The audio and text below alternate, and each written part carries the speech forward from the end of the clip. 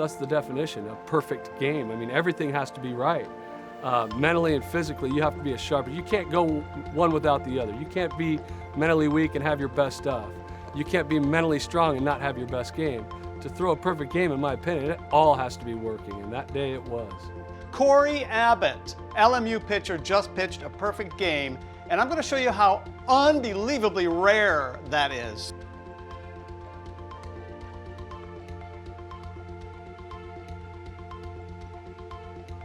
But we end up with this number as the percentage chance of the perfect game happening.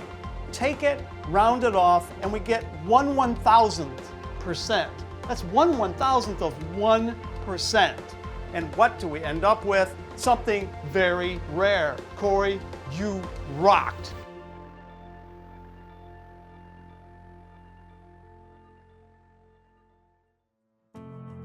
The outing that Cory had, it started that 10 days prior to, us playing BYU on that Saturday. He came off a difficult outing up at Cal Poly San Luis Obispo, where he was getting ahead of hitters, but he wasn't able to kind of put them away. Here's the 3-1 pitch from the right-hander, and that one misses high, ball 4. When that game happened, I was angry at the time. We weren't doing so well. Like, there wasn't really like a defense behind us. It was just like a lot of the wheels were just falling off the wagon. We had a Monday off, and then we played a game on Tuesday, and me and the pitching coach, Matt Floor, went down and had a discussion with them. And we, kind of had a stern conversation saying, hey, look, if you want to make the next step, and we need you to for our team, you're going to have to start finishing hitters, and you're going to have to get better at finishing with a slider and being able to pitch up in the strike zone a little bit better. And then we emphasized that for the next following week. It kind of, came through. It showed that I, was executing. I did really well at USF and threw 7 innings, under 2 unearned runs. So as we moved into the BYU week and kind of getting scouting reports, we knew it was going to be a tough opponent.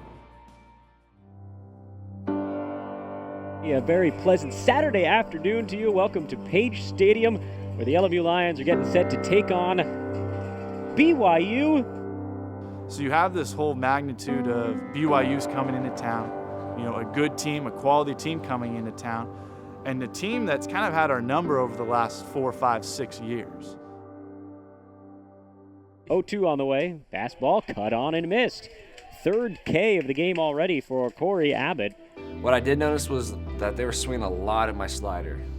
Like, I felt like I was throwing it completely way out of the zone, and they were still swinging at it. So I'm like, all right, I guess I'm just going to be throwing a lot of these today. 4th strikeout of the game for Cory Abbott, 2 in each of the first 2 innings, 6 up and 6 down.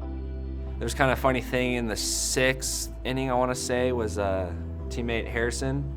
He was, getting his water, and he was like, wow, Cory's doing really well today. He struck out like 10 guys. So I had that in my head that I was striking a lot of dudes out, but I didn't have the thought of the perfect game or no-hitter.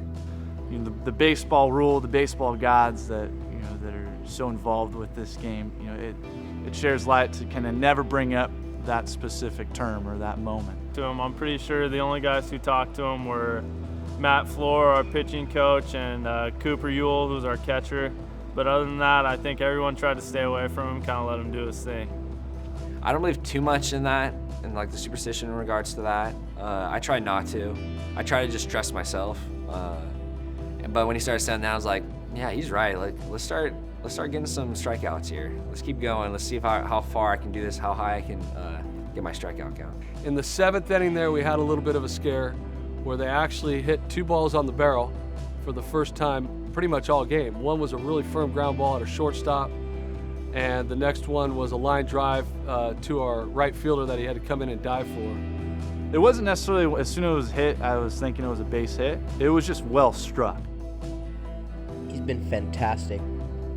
Schneemann swings. And as I was throwing it, I just went, this is not going to be good. And it ended up going there. I go, oh, that's going to be a hit. That's going to be a hit. It was a left-handed hitter, and he kind of got topspin. He got on top of the ball, so it was tumbling down. So rather than take a first step back, I froze and then just read the ball in, and I got a good first step. Went out into right field, diving and making the catch, DECOLATI.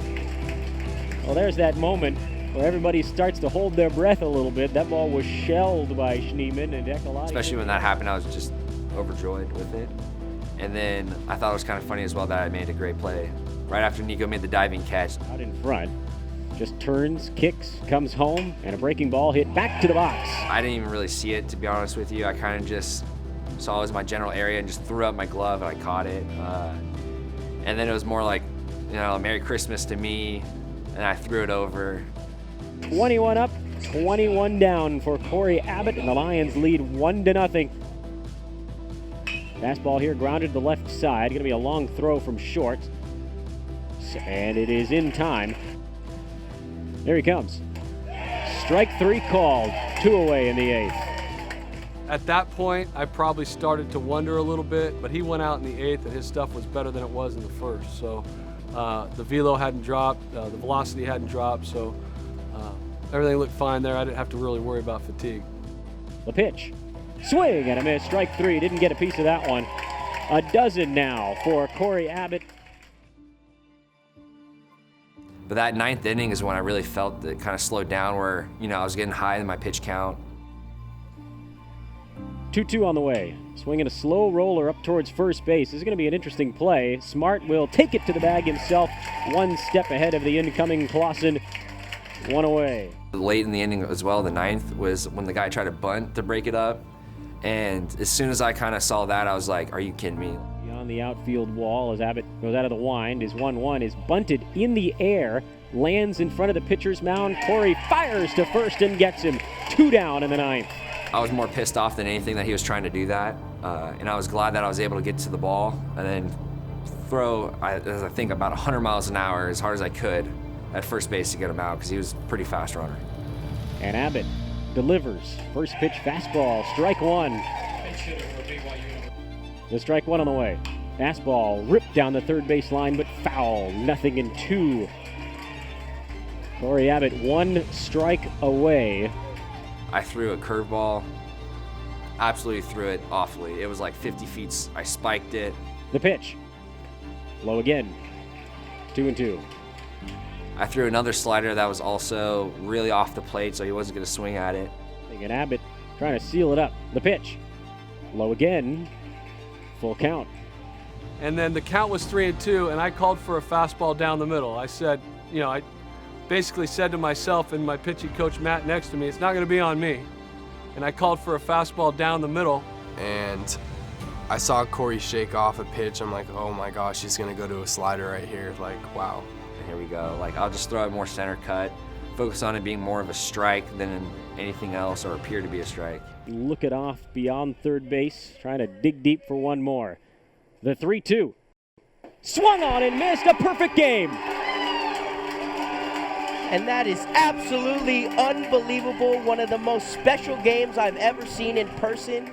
It absolutely does take the whole team, and it's just exciting, and it is a whole team effort. So like I threw it, but it's everyone else that gets to share that moment with me and just the LMU baseball as a team. When everyone ran out together and dogpiled in the middle and was cheering for Cory, it's so special. The team's so close, and having a fellow Lion do that is really special. Something we've played thousands of games before, and that was something that we can all be a part of that not a lot of people are a part of, so it was really cool and special.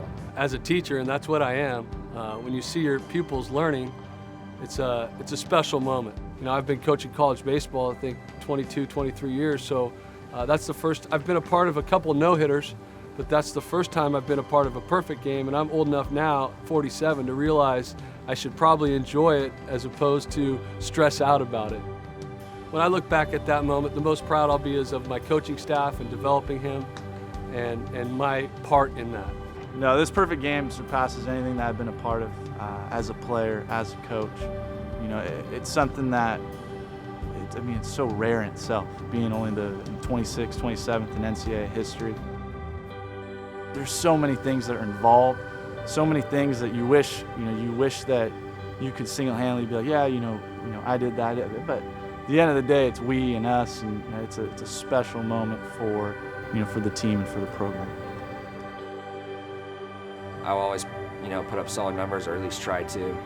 I have the confidence in myself to be able to execute what I have in my game plan. But I did not expect a perfect game at all.